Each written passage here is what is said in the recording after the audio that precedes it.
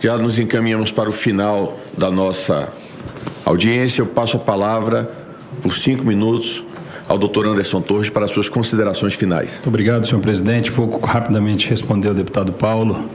Deputado, eu realmente fui jantar naquela noite, mas após determinar e após o prédio da Polícia Federal já estar em segurança.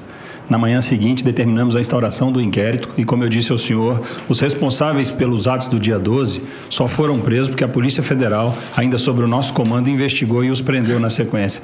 Jamais neguei, jamais me omiti diante de trabalho ou de qualquer outra coisa. Como o senhor bem disse, eu sou um delegado de Polícia Federal de carreira e valorizo muito isso e tenho muito amor pela minha profissão. Agradeço ao senhor pelas palavras que o senhor emitiu em relação à minha pessoa. Senhor presidente, para encerrar, eu quero agradecer a oportunidade de falar a verdade. Eu mesmo, com uma decisão judicial que me permitia ficar em silêncio, eu resolvi não ficar em silêncio, falar, esclarecer. Foi a primeira oportunidade pública, eu passei dias extremamente difíceis, eu só consegui chegar aqui por muita fé em Deus e apoio da minha família. Foram dias extremamente difíceis na minha vida. Eu nunca imaginava uma situação como essa, ficar preso, enfim, toda a dificuldade que eu passei. Então eu quero agradecer as orações de todo o Brasil, quero agradecer as orações do exterior. Eu recebi apoio de pessoas e locais que eu jamais imaginaria receber apoio. Então eu quero agradecer essa casa, agradecer o Congresso Nacional como um todo, o respeito que eu tenho pelo Congresso Nacional, por isso estive aqui hoje, compareci conforme convocado e acho que pude fazer os esclarecimentos necessários. Agradeço aos parlamentares, agradeço a todos, agradeço a minha família, enfim. Era isso que eu queria dizer e para mim também está encerrado. Muito obrigado pelo carinho, pelo tratamento. Muito obrigado, doutor Anderson Torres. Quero, portanto, já nessa parte final, mas antes de encerrar, registro a presença dos advogados do doutor Anderson, o doutor Elmar Roberto Novak, a doutora Alessandra Fernandes de Almeida Teles, o doutor Igor Rodrigues Alves Dias, o doutor Antony Araújo Couto. Eu coloco em votação a ata da 10ª reunião, solicitando a dispensa de leitura. Os senhores parlamentares que aprovam permaneçam como se encontram, a ata está aprovada. Não havendo nada mais a tratar, agradeço a presença de todos, convidando-os para a próxima reunião a realizar-se no dia 10 de agosto, às 9 horas, nesse mesmo plenário. Muito obrigado. Quase 9 horas depois, encerrada a sessão de hoje da CPMI dos atos do dia 8 de janeiro, que hoje recebeu o ex-ministro da Justiça, Anderson Torres, também ex-secretário de Segurança Pública do Distrito Federal, respondeu aos questionamentos de deputados e senadores, algumas confusões no meio do caminho. Claro que a gente vai repercutir com os nossos comentaristas aqui no 3 em 1. Vamos fazer um giro, porque, claro, muitas informações para a gente analisar. Vamos nos ater ao panorama dessa sessão. O que de mais importante Anderson Torres revelou, hein? Vamos começar com Alan Gani.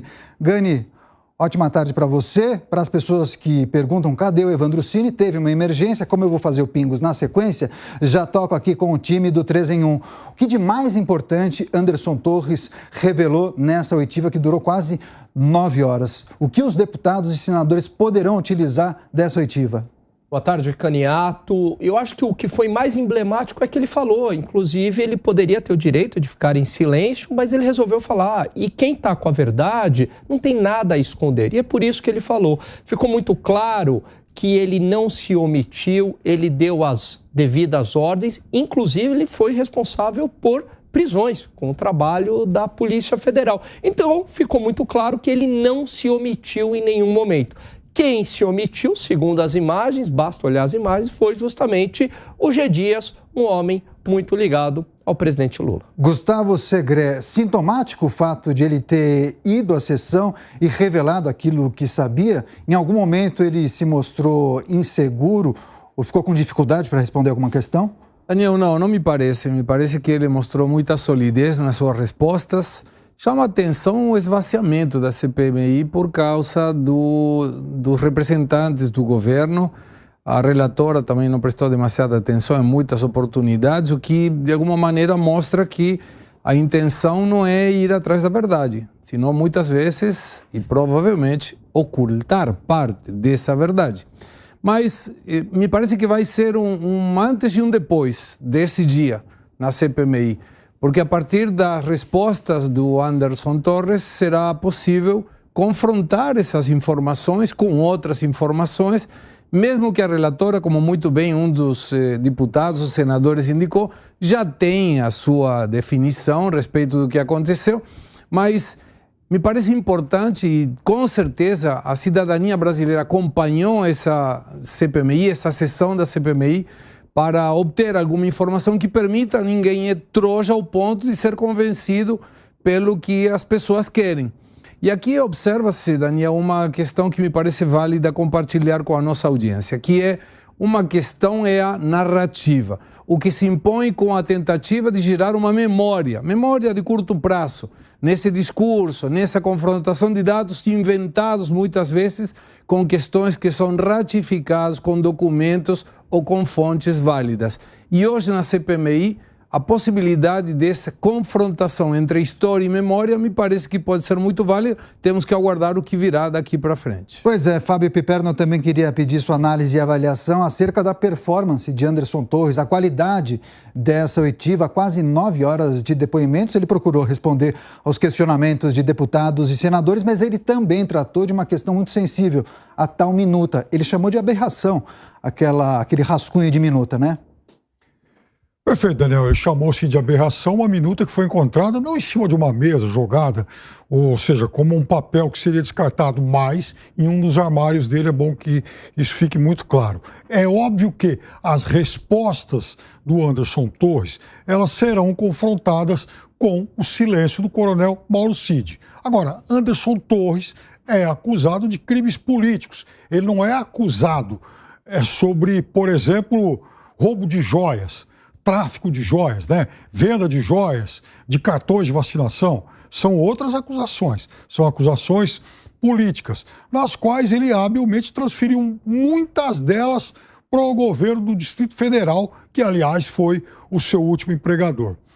Houve momentos de contradição, e essas contradições, inclusive, foram exploradas aí na parte final por um dos deputados que pediu, inclusive, que ele seja posteriormente confrontado com outros depoentes, outras autoridades. Eu acho que, inclusive, seria uma boa alternativa, sim, porque são versões conflitantes.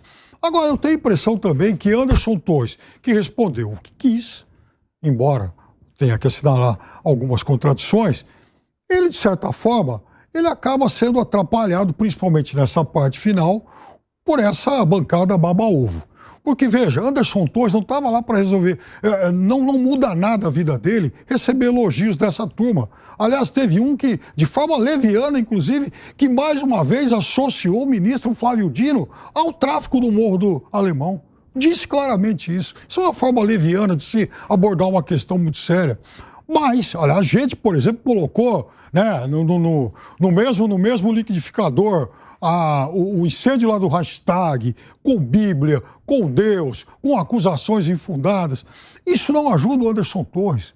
Seria muito mais útil para ele que ele fosse, que ele respondesse perguntas, mesmo da bancada de oposição, a bancada fiel a ele, para que ele tivesse mais tempo para argumentar, porque ele é um policial preparado, isso é indiscutível. Ele foi ministro da Justiça, porque ele tinha lá suas condições, os seus méritos. Então, jogou-se tempo fora nessa parte final, que foi a sessão baba-ovo. Tá certo, a gente está na reta final do programa 3 em 1, 30 segundos para cada comentarista para analisar e dizer qual a importância, no geral, agora finalizada a oitiva de Anderson Torres. O que de mais importante os deputados e senadores poderão extrair para colocar no relatório final?